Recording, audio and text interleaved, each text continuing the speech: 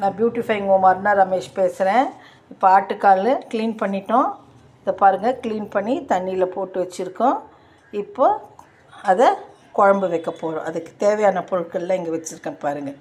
வெங்காயம் தக்காளி விழுது, இஞ்சி பூண்டு விழுது, வெறுமனை வெங்காயம், தேங்காய் அரைச்சி எல்லாம். 2 ஸ்பூன் எண்ணெய் விடணும். அதுக்கப்புறம் அதில் ஒரு பட்டை,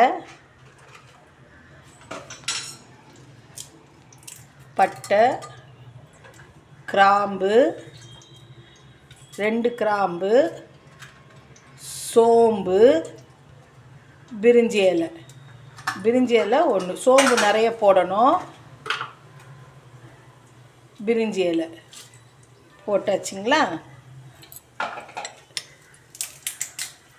இப்போ அது நல்லா பட்டுன்னு வெடிக்கணும். வெயிட் பண்ணுங்கள்.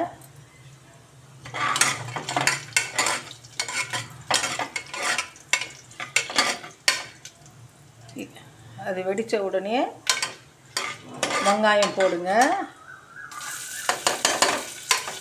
வெங்காயம் நல்லா வணங்கட்டும். நறுக்கி வச்ச வெங்காயம். அடுத்தது வெங்காயம் தக்காளி விழுது அரைச்சி வச்சுருக்கோம் பாருங்கள், அதுவும் போடுங்க.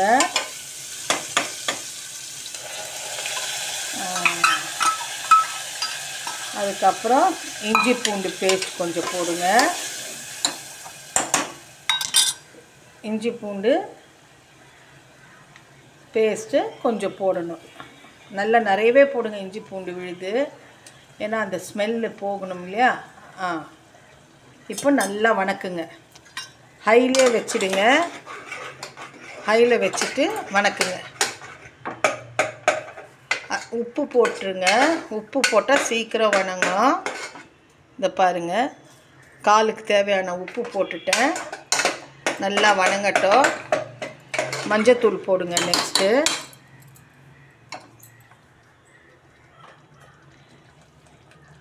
நல்லா ஒரு 2 கரண்டி மஞ்சத்தூள் போதும். இப்போ வணக்குங்க. நல்லா வணங்கட்டும். எவ்வளோக்கு எவ்வளோ வணக்குறீங்களோ அந்த பச்சை வாடை போகும். வணக்க தான் டேஸ்ட் கொடுக்கும். கால் குழம்பு நல்லா வணக்கி விடுங்க. வணங்கட்டும். இப்போ மிளகாத்தூள் போடுங்க. மிளகாத்தூள் உங்கள் காரம் எப்படியோ தேவையான அளவு போடுங்க. நாங்கள் பாருங்கள் 2, இன்னும் கொஞ்சம் 2 ஸ்பூன் போட்டோம் நாங்கள் காரம். அவ்வளோதான்.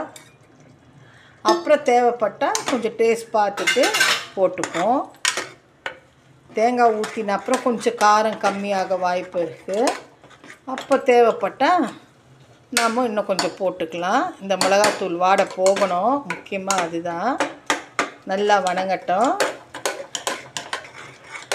நல்லா வணக்கிட்டு கொஞ்ச நேரம் அப்படியே விடுங்க. அதுக்கப்புறமா காலை எடுத்து போடணும். கொஞ்சம் வணங்கணும். கொஞ்சம் வணங்கட்டும். இந்த பக்கம் பாருங்கள், நாங்கள் மீனை பொரிக்க போகிறோம். இன்றைக்கி எங்கள் வீட்டில் ஸ்பெஷல் கெஸ்ட்டு வராங்க. ஸோ மீன் குழம்பு, மீன் ஃப்ரை. இதை பாருங்கள், சட்டியில் மீன் குழம்பு எப்படி இருக்குது பாருங்கள். சட்டியில் வச்சுருக்க மீன் குழம்பு. இப்போ மீனை வறுக்க போகிறோம். அடுத்தது இதில் கால் குழம்பு. இந்த மீன் வறுக்க போகிறோம் பாருங்கள். சங்கரா மீன் குழம்புக்கு ரொம்ப டேஸ்ட்டாக இருக்கும்னு அதை வாங்கினேன். பாருங்கள். இப்போது 1 ஸ்பூன் எண்ணெய் விடணும். இதில் இந்த கல்லில் எண்ணெய் விட்டுட்டு அப்புறமா தான் வறுக்க முடியும். இந்த பாருங்கள், குழம்புல சங்கரா மீன் எப்படி இருக்குது. 3 அடுப்பில் 3 வச்சுருக்கேன். காலுக்கு வெங்காயம் தக்காளி வணங்குறப்போ இதை செய்வோம், டைம் வேஸ்ட் பண்ண வேண்டாம் அப்படின்ட்டு எண்ணெய் விட்டுருக்கு. இப்போ மீன் அதில் எடுத்து போட போகிறோம். மீனை போட்டாச்சு. மீன் ஒரு பக்கம் வறுப்படுது. இப்போ காலை எடுத்து போடணும். ஒரு தடவை நல்லா கிண்டி விட்டுடணும். இப்போ கால் எடுத்து போடணும். நல்லா வெங்காயம் தக்காளி வணங்கிடுச்சு. பொறுமையாக போடுங்க. தண்ணி வெளியெல்லாம் தெளித்தா ஸ்மெல் அடிக்கும். பாருங்கள், இந்த காலை க்ளீன் பண்ண காலை போடுறோம். நல்லா வாஷ் பண்ணி வச்சுக்கோங்க. ஒரு 4 தடவை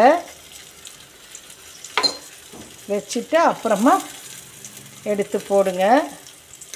போட்டுட்டு நல்லா கிளறி விடணும்.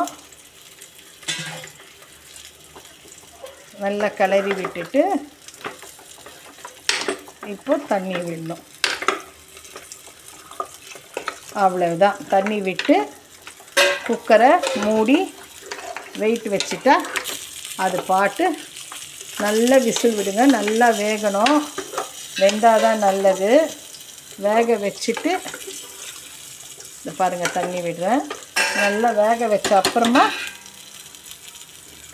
தேங்காய் அரைச்சி விடணும்.